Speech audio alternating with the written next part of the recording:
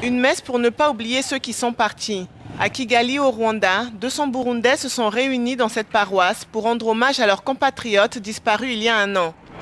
Le 11 décembre 2015 à Bujumbura, des groupes armés hostiles au président Pierre Nkurunziza avaient lancé une attaque contre des casernes militaires. Les forces de sécurité burundaises avaient alors riposté en organisant une violente répression. Un ancien manifestant burundais qui souhaite garder l'anonymat par peur de représailles se souvient. Moi j'étais à Nyakabiga. J'ai tout vu ce qui s'est passé. Ils entraient dans les concessions, dans les familles.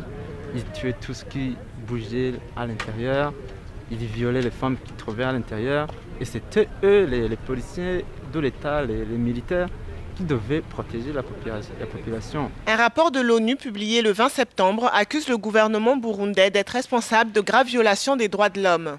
Le rapport a par ailleurs mis en garde contre de possibles crimes contre l'humanité et un grand danger de génocide.